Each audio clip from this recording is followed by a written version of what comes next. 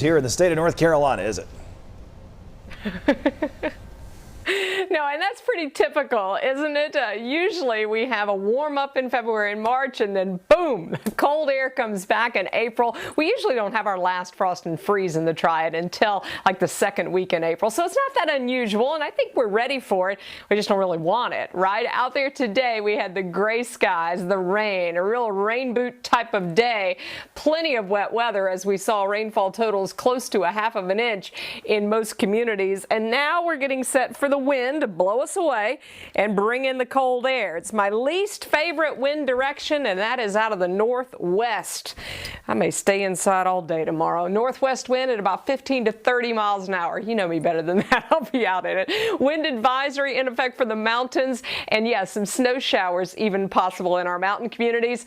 Friday morning, we've got freeze conditions, some teens and 20s.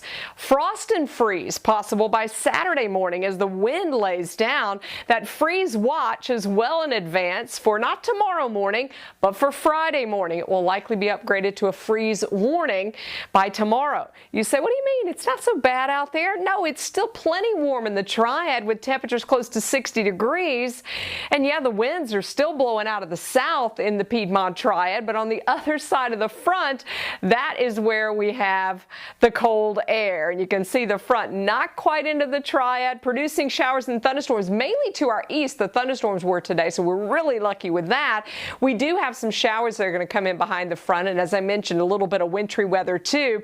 The cold air, 30s and 40s already in the mountains and foothills, and we've got that northwest wind at about 10 to 15 miles an hour already. It's going to get stronger, and yes, we have a wind advisory that is out for the mountains, and it includes Wilkes County, Allegheny County, Grayson, Carroll counties, and up toward Boone as well as Jefferson. And that is through tomorrow evening. So that wind advisory is for wind gusts that could reach 50 miles an hour.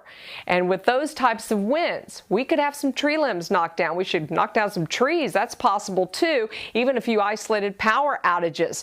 We're getting set for the freeze with a freeze watch. It's already a freeze warning out over the Ohio and Tennessee valleys.